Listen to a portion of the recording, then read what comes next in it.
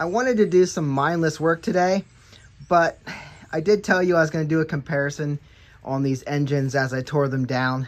And they've been sitting back here and they need to be torn down and gotten out of the way.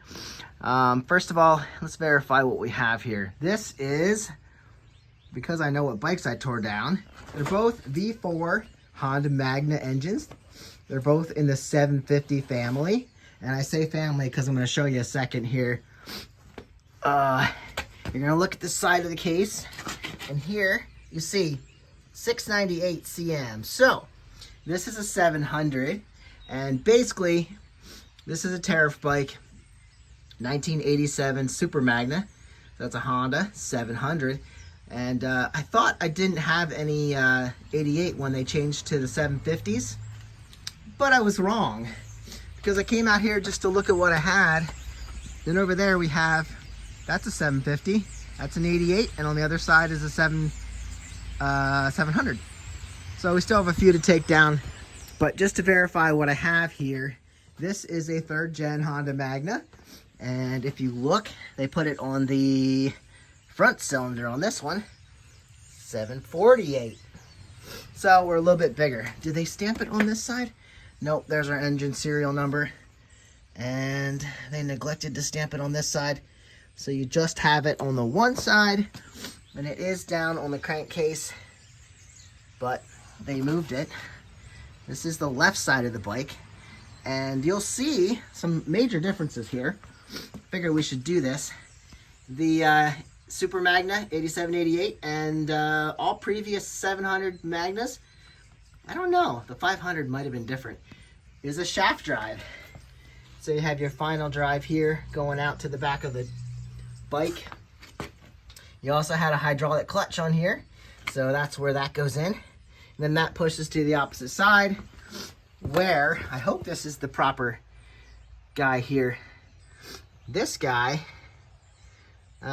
is a clutch pack that would have been actuated by that on the other side, and that would have came through this hole, I believe, as we're looking here.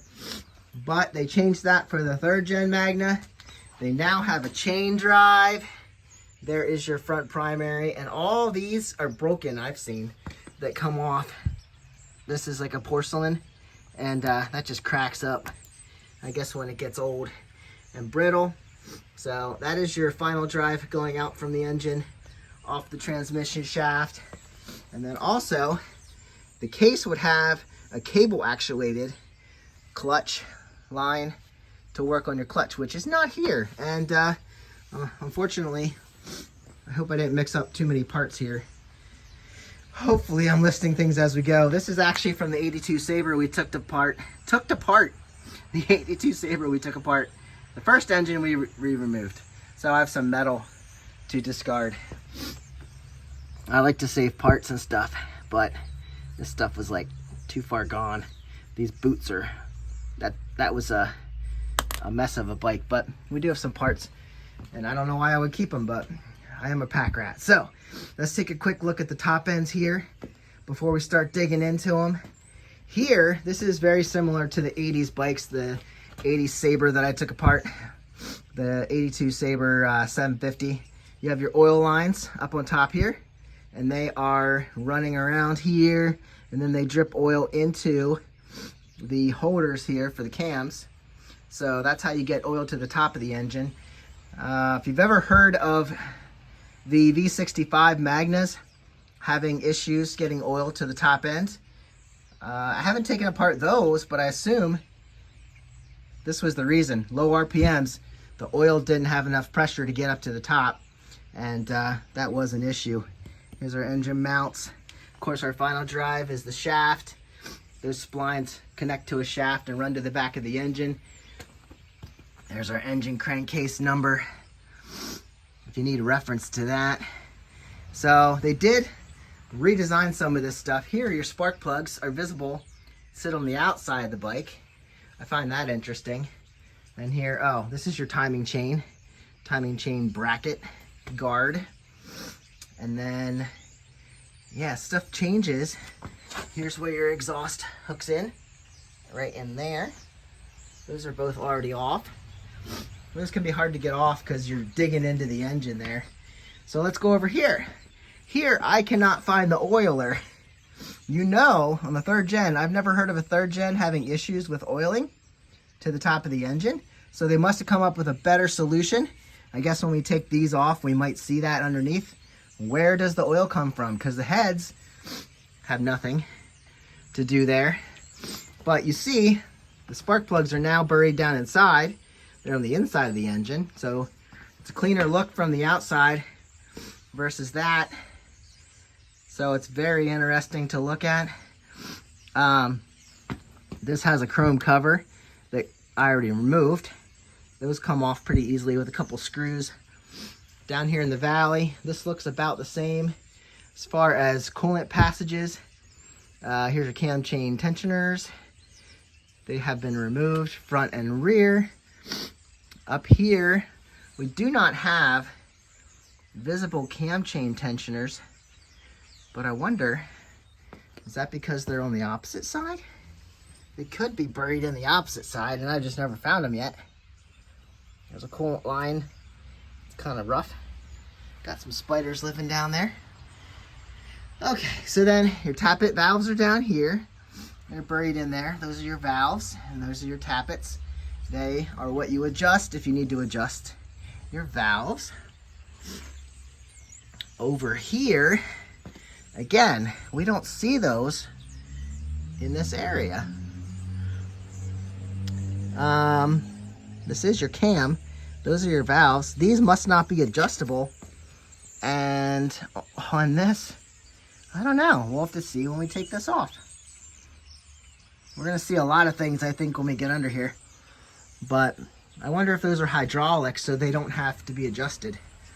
That seems to be the way this is designed, because all I see is the cam resting on top of the bucket.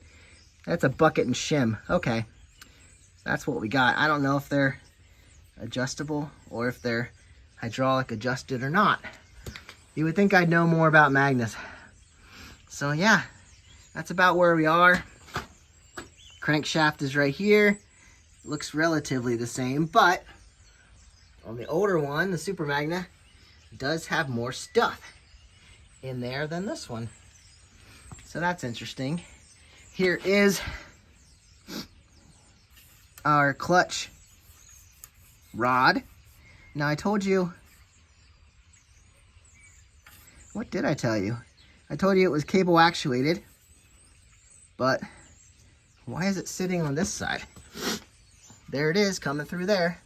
I did tell you that's where it came through on the other one. So, I don't know. I already took this all apart. So maybe, here, I just brought this one in from the snow. What's on here yet? Oh, I already moved this head. This is the head for the front. No, this is the rear head. Has an extra air breather on there. But we'll let this strip off. And now, I don't know. Does it still have, it should have the rod going through it. I can't find it. Yeah, it's over there somewhere probably. All right, so I guess what we'll do, I need to get some way to sort this all out. Let's take one of these off. If we take all these 10mm bolts out, we'll be able to remove that. This is actually part of those bolts. Over here, same thing, but you see the addition of the oil line. So interesting head design change for the 3rd gen, starting with 1994. So it took them a little bit of time to redesign this engine from 1988 when they discontinued it, bringing it up to 1994. Here, a little bit of prying up and this will pop free. Make sure all your bolts are free. I'm gonna try and lift this out with 2 hands and get all this out. It smells a little weird. I don't know. When you open up an engine, there's some hot, the metal still just holds in that smell. I don't know. I think we have our answer for the oils. You can actually see some oil sitting around here. And once I took all this off, you have your camshaft here. This is pretty tight yet, so we'll see if we can get these out without removing anything else. You have your cam chain guide down there, which the tensioner would push on. See that right there, moving back and forth? So if you pull this off, I left one in to show you. You see these two holes right there? It looks like that flows oil through this, so they just remanufactured this holder. Well, there's even a check valve there, so I think oil flows across the top here, yeah, to here. So your oil comes in here. This does smell a little weird, smell a little hot, and then it flows into that hole, and then it drips on your cam here. How's that line up? Yeah, so that drips here and here where the friction could build up, and then that oils this and this. So cool little thing here. I don't know if a little bit drips out of that hole, maybe that hole. You see the casting lines of this thing? It's not cracked, but that's how they did the oiling in the 3rd gen Honda Magna. Very different than running lines. You see here? So they ran lines. There's a banjo bolt here. These are the oil lines right here. So then it would run in here, and we'll take one of these off and show you under here. It did flow through there, but it came up here into these lines first. Actually, I don't remember where did that get its oil from? I don't recall. Maybe, well, we'll take it off and show you. Here we go. So we had some bigger bolts. These 12s go the whole way down in through here. You can see they grip the head to keep that from vibrating free. These bikes were not super vibraty, but everything was counterbalanced and beautiful. So we have this and the oiler. There were also 12s here. Oh, they're longer too, and they grip too. Look at that. These were torqued down heavier. I had to use couldn't use my wimpy impact. So let's undo these, get these free. All right, everything's free. I think I can lift out the oiler and the bracket. There we go. This one smells a little different, but also getting that burnt oil, not burnt oil, but like hot metal smell. Everything's free. Like I said, nope, these are just bolts. Interesting. Those are just bolts, but I know I've seen these oil lines before. Come on, she doesn't want to come free. What's happening here? Okay, let's lift this off first. So there goes our guide, our timing chain guide first. Got those long bolts there. I wanted to set these next to each other to show you, but can't really do that with these long bolts. You see how this has changed. Yeah, everything's a little more robust on this older engine. Oh, that's why we couldn't get it. This cam chain tensioner is still really hard.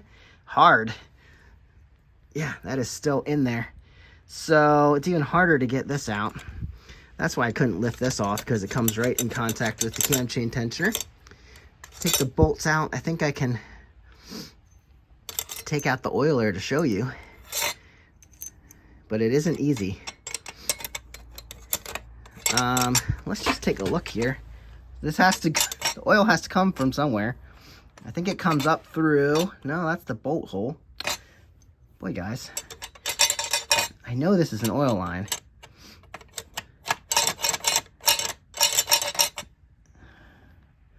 I'll figure this out. Well, I solved some of the issue or mystery here. You can pull this holder up, and right there you see two holes. This, of course, is the oil passage line, and that connects to here, and it does have a hole going down through the pipe there. So what happens here, actually this connects up here. Oh, there goes my other one. So the oil comes either up this line and runs this way, which would make sense because it's kind of angled down with gravity. So it comes up through the head and goes through this open area here and then squirts into there with pressure. Now, there's nothing over here just on the inside here. So right in this area. And then it goes through here down to the bottom one. Set this down for a second. I pulled this one off because it was easy enough.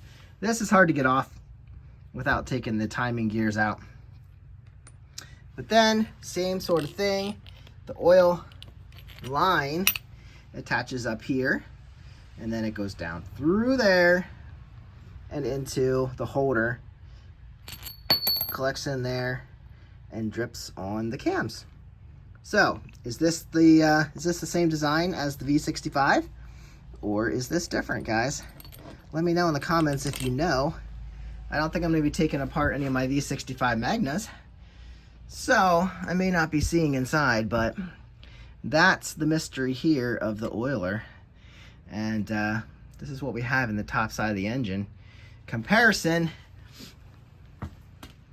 from the 87, 88 to the 3rd gen Magna.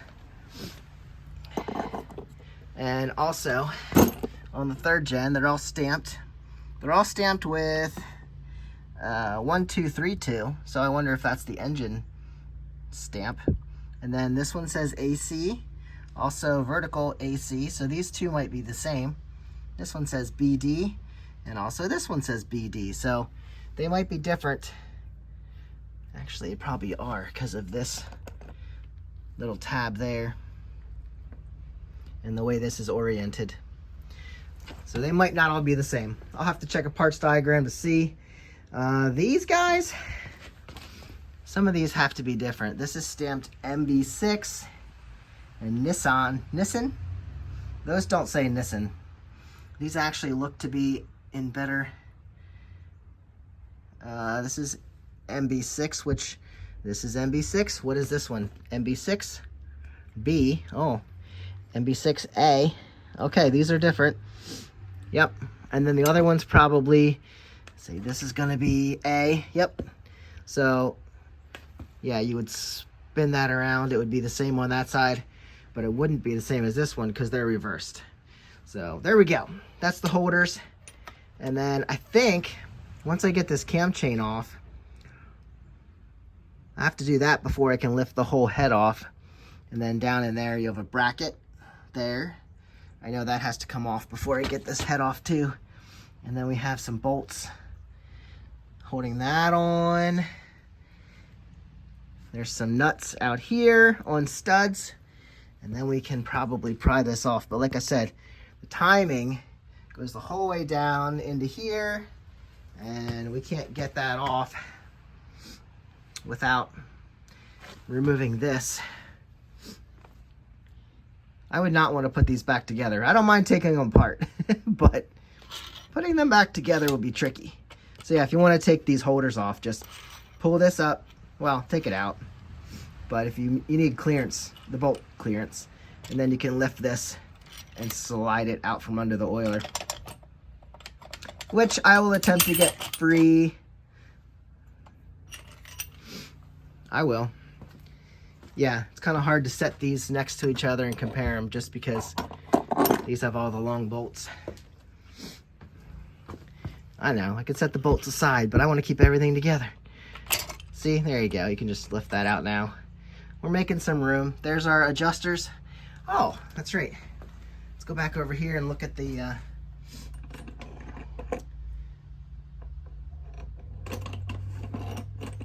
valves over here. So now, like I said, this is relatively free because we already have the tensioner out. That's probably why. What's holding tension over here? That's a good question. What is the tensioner? Where is it? I'll have to look for it. Is it down here? That might be it. Yeah, let's look for that before we go. But here is our bucket.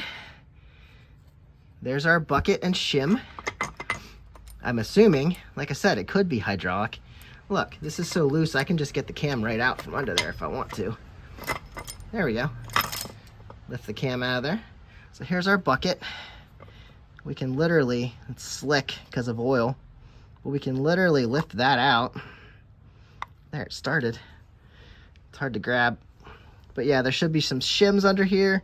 I've never actually done this, but that rests on top of your valve rather than adjusting them with a screw and a nut. So maybe I can lift this out. I had it just a second ago. I'm gonna pull that up. I'm gonna see if I can find the tensioner on this chain. Of course I knew this already, but just to verify, I looked at the parts diagram, and this is our cam chain tensioner hanging out in here. I took the 4 bolts out, but I think it's attached at the bottom by something down there. And yep, she's loose now. I can't get her out. Like I said, this oil line's loose, but I can't get it out. If I started, let's see, I could probably rotate the engine. If I took this bolt out, that would free this off of the cam. And then if I took that bolt out, it would free off the cam. I could get this out then. I could get this sucker free and weasel that out from under the chain. So I'll do that. But cam chain tensioner on the 87, 88 is down here. Same design they used back in the early 80s when they designed this engine. And then they ended up putting it out here. Like I said, it was this one is the cam chain tensioner. And then there's one down here, cam chain tensioner right there. So that's your rear, and then that's your front sitting down there in the middle. So that's why these are loose, because the tensioner's already out. Here, I loosened the bracket, but it's still sitting in there. And I took a magnet, pulled this bucket off. So there's our bucket. And there's our valve down there. There's a keeper in there. If you pop that with a hammer, I bet you could get it out. But again, I'm not doing that. So we're gonna put the bucket back on. Somehow in shifting this stuff around, I did take one bolt out of here. I did put it back in. And somehow the chain got free and I was able to wiggle these out. I got the oil line out. There she is. No big deal. That one's still intact. And then I took the nuts, the 14 millimeter nuts off of here, and I've been whacking it with a mallet. And I'm hoping to get this whole head off together. It's kind of coming loose, but still feel like there's something holding me back over here. I don't know what that is. Usually I would take all the valves out, the valve guides, the rocker, that's the rocker arm. Rocker's in there. But I've been hitting this with the hammer, trying to get it loose. And hopefully I can, so I can show you what this looks like. Maybe the piston's stuck in there. Get this dirt out of there. I don't think I need to loosen anything up down there. Like I said, this is connected down in the bottom. So that might be give me some trouble to get this off. There's the guide. I think that's connected maybe. So I feel like we're still being held up here with the head. But yeah, I took these 4 bolts off and I think that's all I need to do. So I'm gonna try. I'm being very careful. Trying to hit it down here, over here. Oh, I pulled this and it actually did come out. It looks like it was mounted to something down there, but it slipped free. I could take this apart and get the chain loose. For now, let's just see if we can get this loose. Those might be bolts. A lot of times I take stuff out in the middle and they end up being just covers. But let's take one of those out and see if it's not a plug. Maybe it's a bolt holding things together. True, just a plug. Now I have a hole. I'll put it back in, and I really think I have everything loosened up.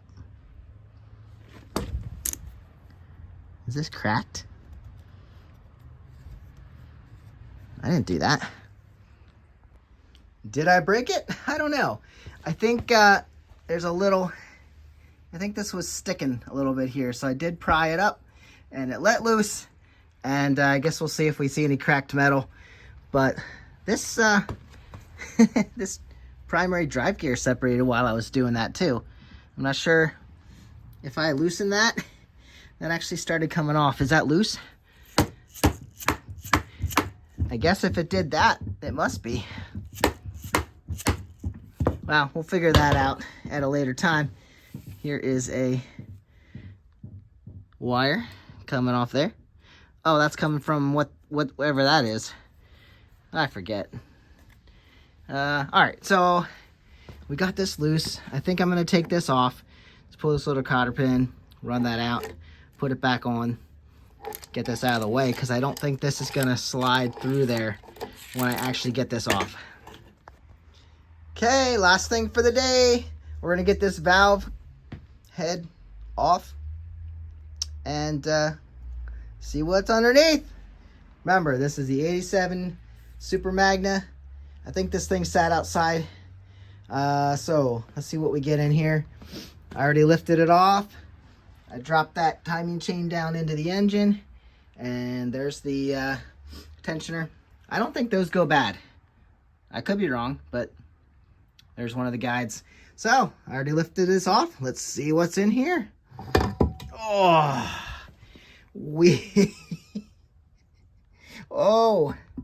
we have a bunch of water in the back left cylinder. There you go. There's the head. There's all the good stuff. There's the spark plugs poking down through. And you can see the effects of water in your cylinder. That's probably why this didn't come loose. Well, no, that was on this side. But there you go. That's all we needed to see. I guess we'll dump that water out. Not a good thing if you want to run this engine again. But now we know this engine just might be seized. This is also a reason you don't just try cranking an engine, because that, if it's seized, won't be moving. If there's water in there, it's not going to like you, and it's going to compress that water. Water does not compress. You're going to have issues.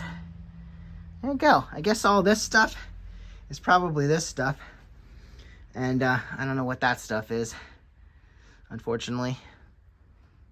But we'll have to figure that out as we take these engines down and list the parts. Again, probably not the best to say this was a running engine. It was not. I'll see you guys on the next one. I might reassemble this head and then sell it all as one. The head's fine. Might be a little bit, you gotta clean it up anyway. But there we go. That's your head, that's your valves. And there's your tappet. This guy goes up and down with the cam. And then opens and closes your valves. Easy enough. See you guys on the next one. Get out and ride. Unless your bike looks like this. Yeah, she's good. No problem. A little bit of icky. See, that's fine. Those valves might need some work. I'll spray something on there, let it soak a little bit. She's good. She's good. I'll see you in the next one.